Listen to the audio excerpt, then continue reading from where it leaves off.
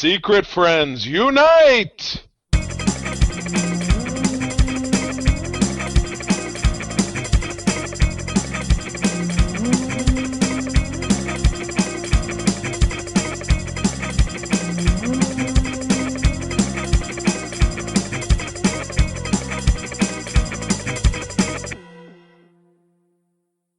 Hey, secret friends, welcome back to our main show, Oops, All Thunderdome. This is episode 565. And of course, if you're tuning in for the first time, we have stripped it down to the basics. We take a single topic, something often topical, and we chit-chat about it for about 30 minutes. We keep it simple.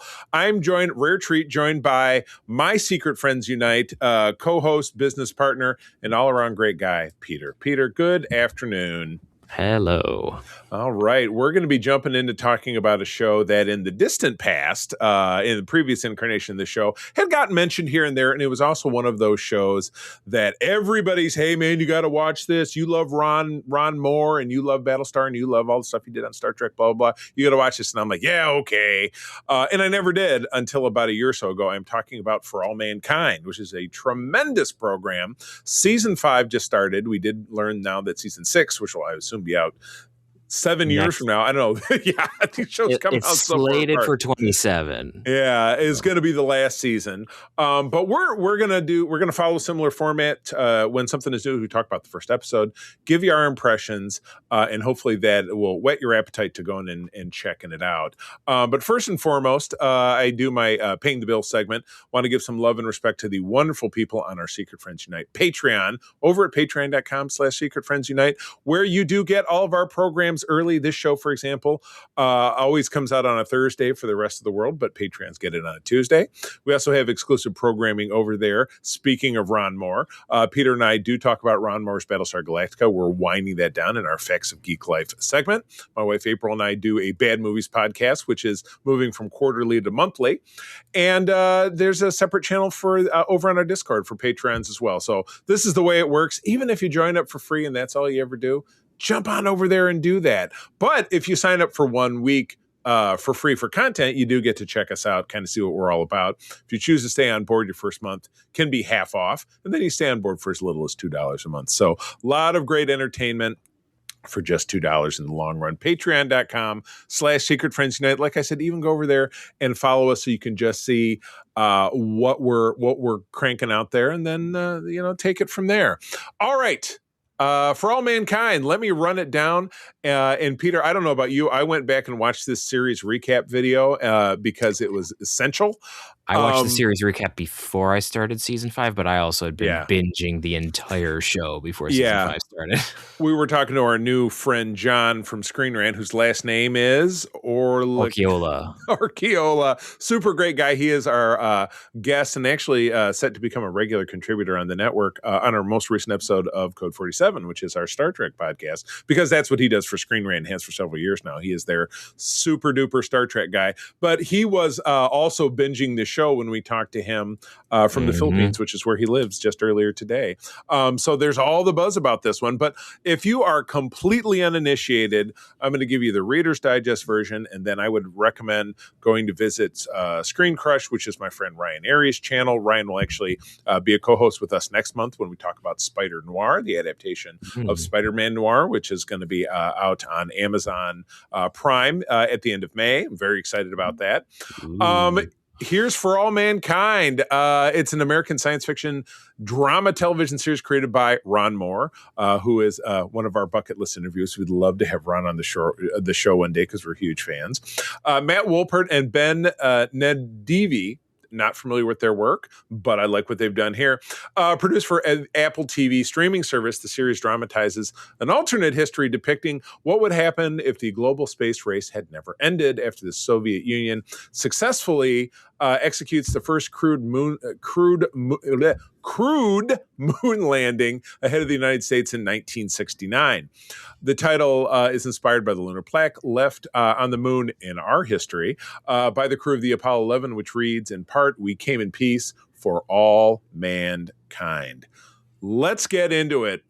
We're going to do what we often do when we do a kind of in the 4-graph system when we talk about a first episode of a season. We're going to talk favorite moments. we're going to shift into moments we kind of could have done without, or maybe missed opportunities, which there aren't always often a lot in the first episode, but sometimes there's some things we want to see on our season 5 wish list. Keep in mind at the time we're recording this, due to kind of the inequities of vacation schedules and other stuff. The 3rd episode is out now, but we are keeping our comments to the 1st episode because we want to keep it fair. But I still had some. And then episode 1 score 1 to 10. All right, Peter, let's jump on in. Some favorite moments that you had from episode 1.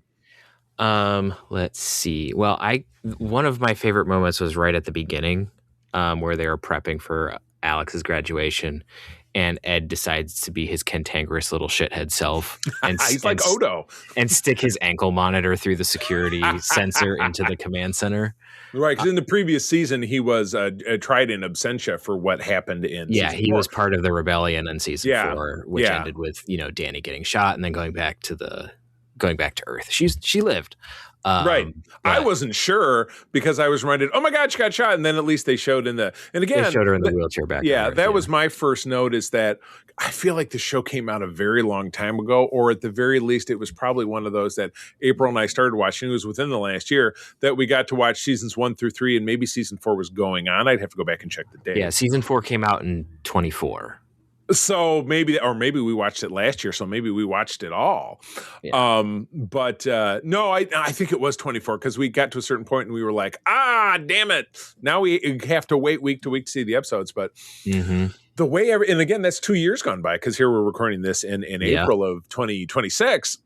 I think they had to there may have been some stuff that they had to work through, but they may have also been just working on making sure that seasons 5 and 6 are cohesive and they could, which I appreciate, because let's not forget, Game of Thrones fell apart when they were like, we got to do more money.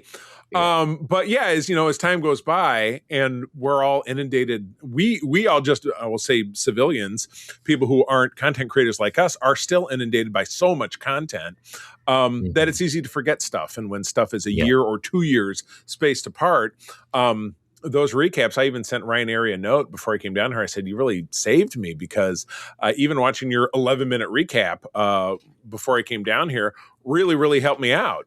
Yeah. But it was also reminded just how absolutely incredible, this show is. So that 2.5 minutes, I said, of recap was it was great, but it wasn't enough. But it does make me want to go back and watch the show. But as you and I were talking in the pre-roll, right now April and I are watching the Marvel Netflix shows again, because we're so immersed in watching Daredevil Born Again, which I have insisted that you watch because it's so good. But yeah. Spinning off of that, I'm super reminded of how much of why I fell in love with the show, because they have roughly 8 to 10 year time jumps between each season. All right, so I think this one's about 8 years. 8 years. I mean, they do a great job of aging even the middle-ish age people, like Ed's daughter.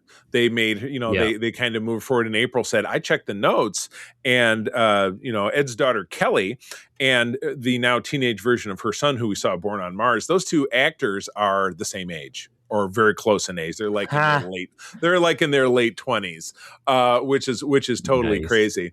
But I like that. I like, seeing the lives of our cast, seeing some new characters pop in, which we'll talk about in a minute here.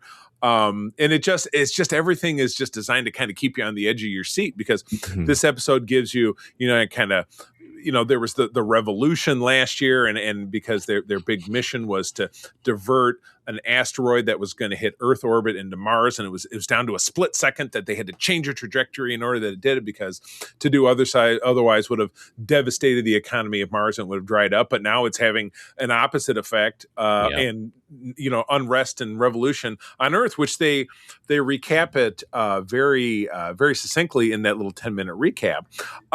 I did note that the character of James Bragg, who was the vice president who ran and was president for 2 terms, is actor Rhaenys Oglesby, who is very famous as the good guy Zindi in the 3rd season. Degra, thank you, of Enterprise.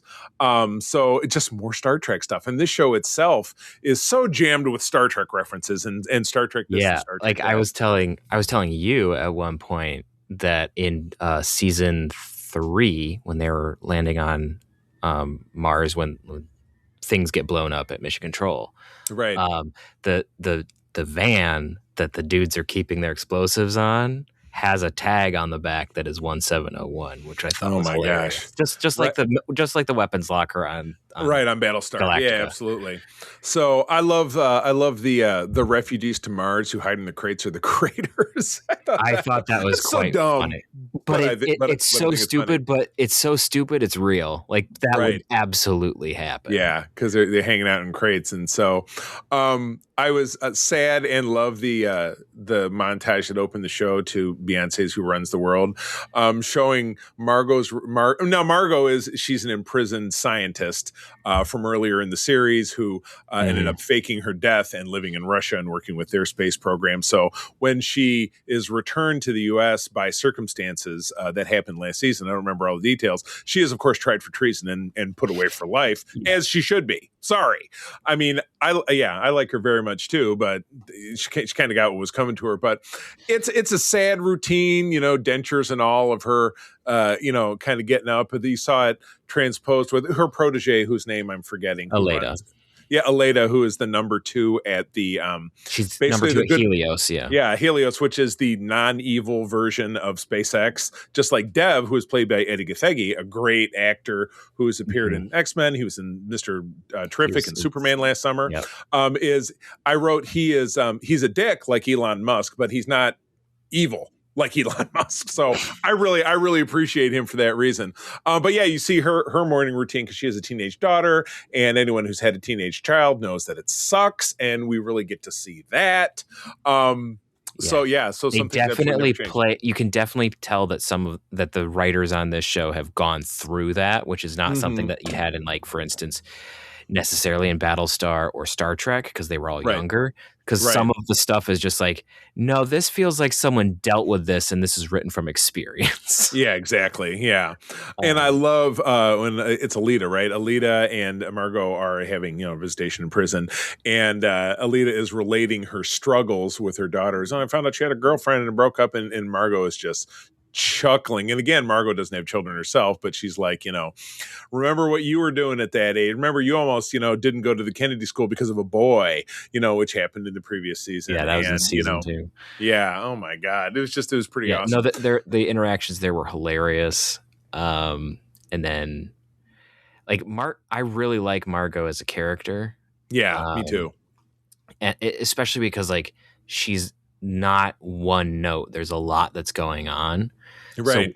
So when we get down to like what I want to see in the season, I'll talk about that a little bit more. I think. Margot is something that I'm interested in seeing a little bit. Yeah, more. And I think I agree with you. I think there's more to be seen there. So, I may have missed this last season with Mars, and I think I mentioned this to you, but the Mars security guards wear uniforms that are extremely similar to the Mars security guards uniforms from 1990's Total Recall, which is an Arnold Schwarzenegger movie that I told you, hey, go watch this. They didn't wear them in the previous season because they were good. They were just wearing NASA jumpsuits. So but now they are with the red beret. Yeah, and I saw it, and I didn't think Total Recall, but I thought Command and Conquer Red Alert 2, which is like the communists. That's like the big thing. So that's where my brain went. Yeah, it's something completely different. But it's like it's one of those, like, I don't know if you've seen the clip, but it's like, are we the baddies? Like, that's what it felt like. That sounds, yeah, I did. Like, that's what those uniforms make me think of. Yeah. It's like, my guy, like, no. Yeah. One fun note about those Mars security guards, Total Recall, one of the ones who had a speaking role was a Star Trek actor and famous baddie, Mark Alimo, who was, of course, Gold Dukat, was in that movie before he was on Star Trek. So, again, everything always comes back to Star Trek. Yes, absolutely. Any other favorite moments before we move forward? There's not like a specific moment, because like, but I did like how we still continued the tension between Aleda and Dev. Oh yes, even though they weren't together because Dev is even on in Mars. the same room because Dev is in Mars, on the same planet. But it's like, well, Dev announced this city thing, and Aleda's like, yeah, you can talk shit, but nothing's gonna happen unless. Yeah, and it's just like, I got to pull money out of my butt. Yeah, it was just, it's just hilarious. Like the fact that they kept those relationships going.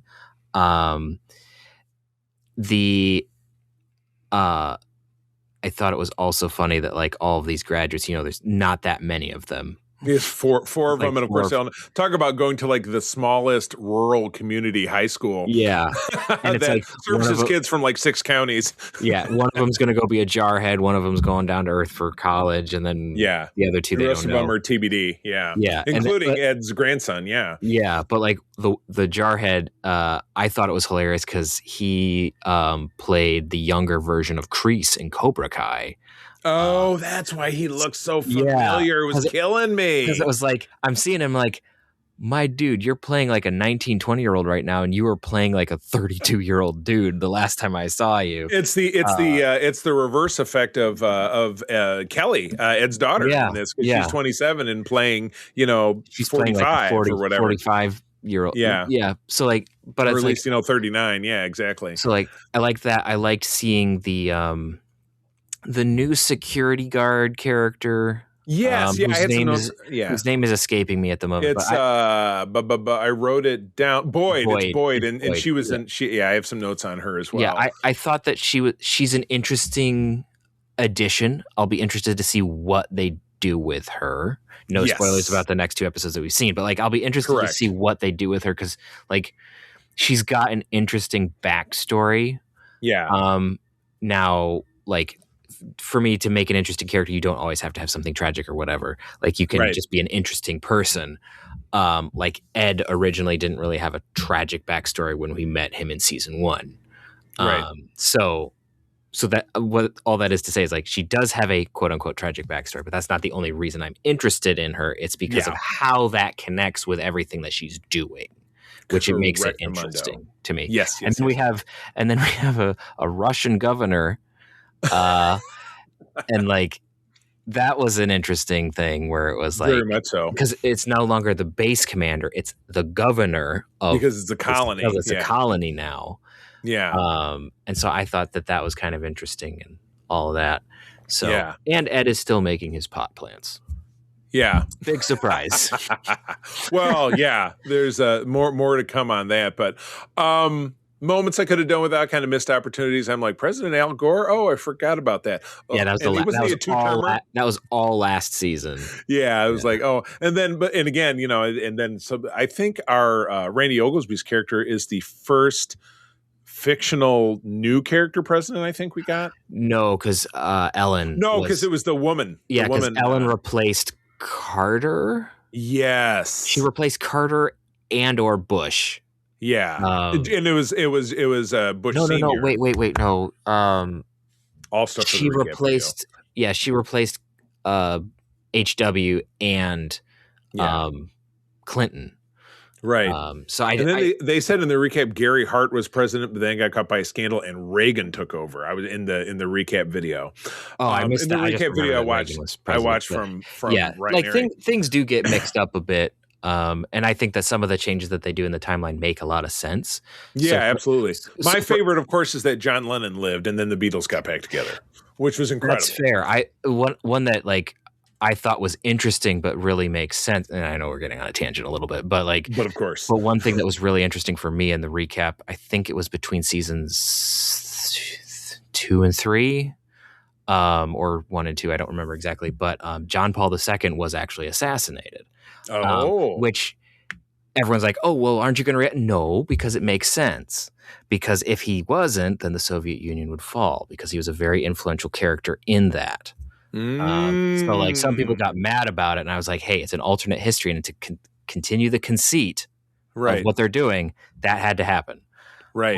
It was, and again, it kind of goes back, talk about Star Trek and thinking about Enterprise. One of my favorite bits of Enterprise near the end of the show was the Stormfront about how World War I was prevented the Bolsheviks came to power. Russia was able to focus on the rest of Europe. They wiped that out, and then they pushed into the U.S. Yeah.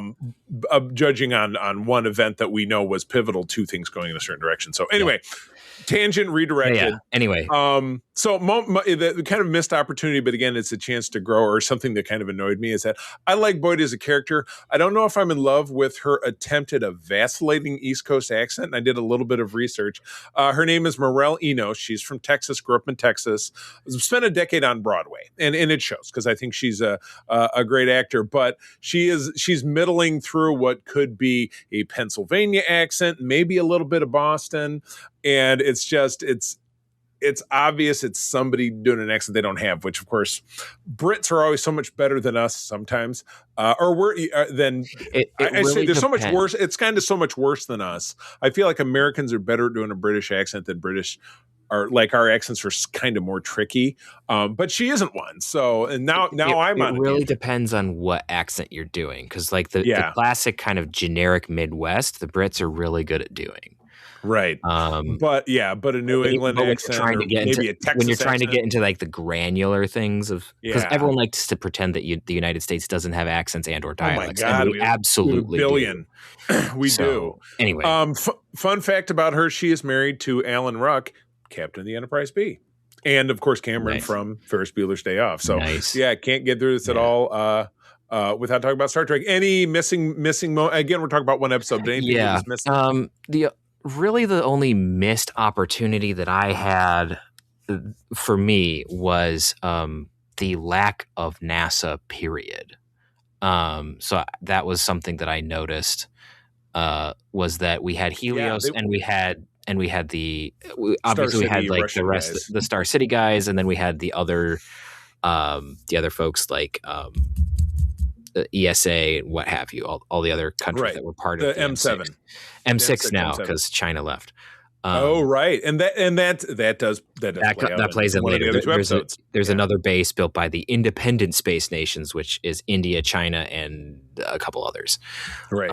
But anyway, so I thought it was noteworthy and strange that there were no NASA people visible, no NASA astronauts on the colony at the moment. So that's something that, at least for me, was kind of missed, because NASA has been so pivotal in the rest of the show.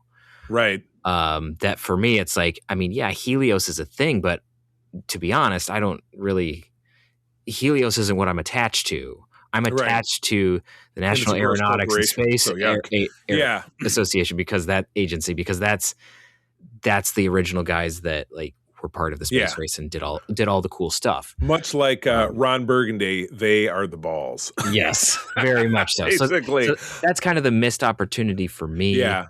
But again, it's kind of we'll see what happens. But like that's one of my for episode 1.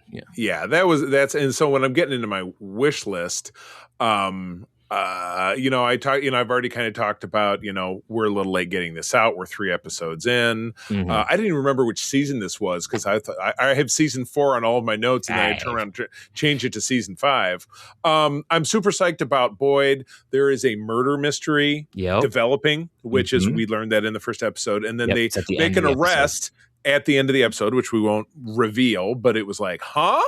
But yeah. And the other interesting thing is we have another company, a Russian company, that's like Russian Helios, but worse. That's they're Russians. Yeah. They're commies. They're the Reds. But they're building a space elevator, which I had to talk to some people about it, because they're like, oh, that's science fiction. It's like, no. This is not new For All Mankind. Space elevators have been talked about for a while now. They did it in Voyager. They did it at Lower Decks. Like, it's been around. But I just think it's interesting that that's what they're doing, building a space elevator up to the asteroid. So, but Kuragin it'll be interesting to see what they do with that. I'll leave it there, because there's things that are revealed that are not in episode 1. But right, exactly. And we're keeping it strict. I want, and I think you touched upon this as well, I want something good to happen for Margot. They're obviously continuing to keep her in the show because she will have a role as things move forward. Maybe something that, she came back from Russia. Maybe something happens that she gets her sentence reduced, sentence. She gets commuted, or she escapes, or she dies, or something. Because let's not forget, she's also Khan's daughter. Audio drama. She was Khan's daughter, or was she Marla in the Khan audio? No, I can't remember. I think she was related to Khan in that great audio. I think she was. Drama. I think she played McGivers in that one. Okay, gotcha. McGivers, Lieutenant McGivers. Yeah. Because Kirk says that, and then Spock very rarely collects him, Lieutenant McGivers. I'm with you with the NASA stuff. What the hell happened to Daniel Stern's character? And what's up with the evil Russian KGB lady Daniel who was Stern, the handler? He was playing the NASA administrator, the Chrysler guy, right? Correct. Yeah. Yeah. So if you listen, there was a news thing that they had in the background in episode 1 somewhere. They snuck it in there. Where they talked about that he was the disgraced former head of NASA. Got it. So the evil Russian KGB lady who was she died. She died. You see shit that I missed? Yeah. See, the implication at the end of season 4 was that because Margot totally it was Aleda who did it, but Margot and Aleda colluded to enter the code that stopped their kill command that allowed the engines to keep going that got the asteroid in Mars orbit. Gotcha. So Margot claimed responsibility for that, which then, completely tanked what the USSR and the US were trying to do.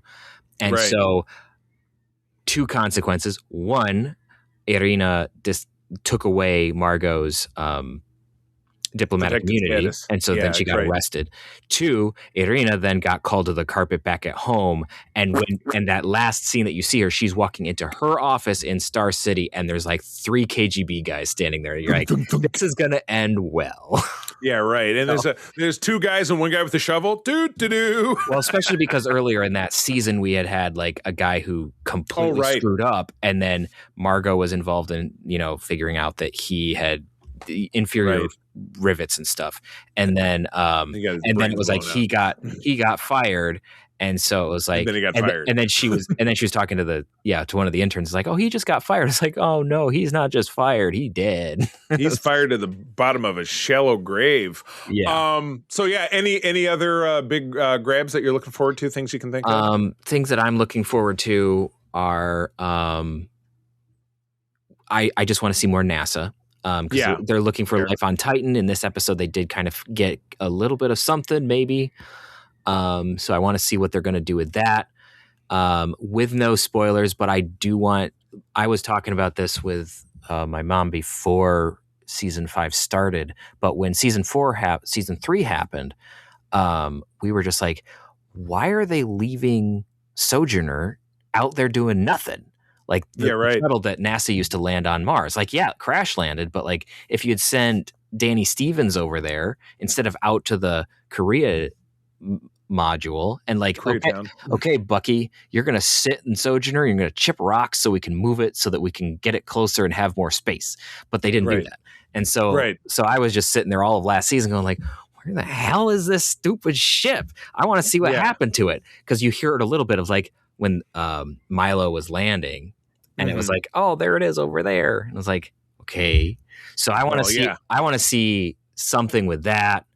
That would be cool. Obviously, I want to see more with NASA, and I want to see something good for Margot, and I want to see something. I kind of want to see Milo and Ilya kick Palmer's ass. Yeah. Because I wanted to like Palmer in season 4, and because he kind of had to reluctantly take on the XO position because Ed decided to be a fart, and wouldn't play nice with Danny, and all of the fallout from there. But then he's kind of taken the whole I am the police and I'm gonna just be a douche. I am the law. I'm gonna be a douche. And so I saw him in this episode. I'm like, you became a massive douche knuckle. What's going on? And so I want to see Milo and Ilya, who now has a full restaurant and bar that is legitimate. Right. I want to see them go kick his ass. I don't know if it's going to happen, but I would love Thunderdome, like the name of this show. Yeah. Cool. All right. So episode 1 score 1 to 10. I give it a 9 just because of all the shit I forgot, and I blame that on a 2-year gap. But anyways, it was a great setup. They're setting things in motion for different kind of fingers of the plot. By episode 3, something pretty monumental is going to happen, which we will not talk about in any way, shape, or form. But it's very exciting. And again, I've seen more than one. My friend Ryan Airy again said best show on television right now, certainly for genre fans.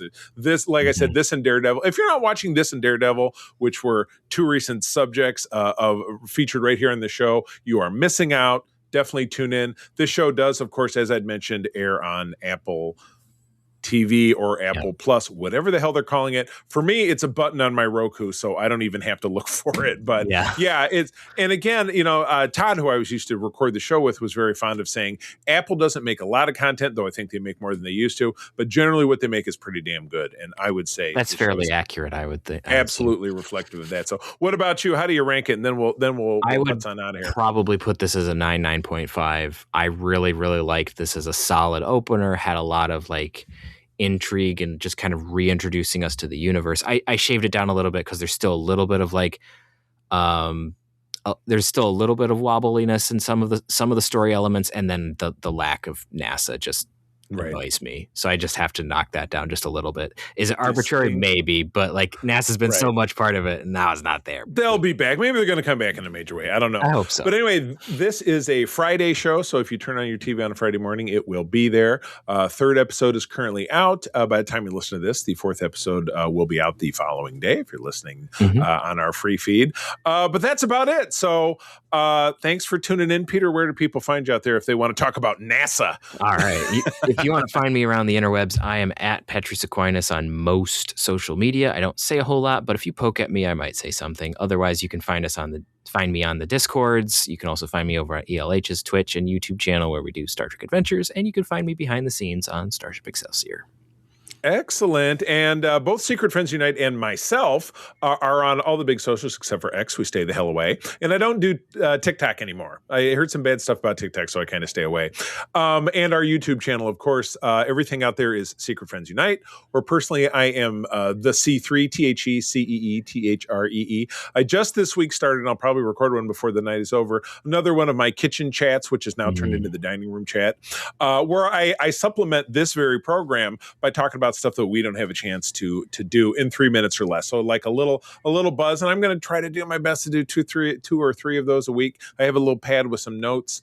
Some of the more recent things I was just telling Peter about was the source material written by Frank Miller in the 1980s for Daredevil, for Born Again, which I read very recently. I'll talk a little bit about that is one of my planned things. But tune in. That's going to be on our YouTube channel. And I also drop that on all of my personal socials, and I put that on this SFU feeds as well. Stuff that I go back and forth between my phone and my laptop doing that. So, but that's it. Friends, as always, thanks for tuning in. I'm going to tell you that sharing is caring, and to keep on trucking. Peace and long life. This podcast is part of the Secret Friends Unite podcasting network, available on Apple Podcasts, Spotify, and podcast services around the galaxy, as well as video on our YouTube channel. You can support Secret Friends Unite by becoming a Patreon member, get bonus programs and more over at patreon.com/secretfriendsunite.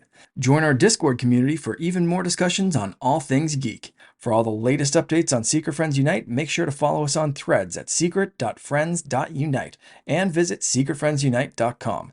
Find our merchandise at TeePublic and Redbubble. Thanks for listening, and may the Force live long and prosper.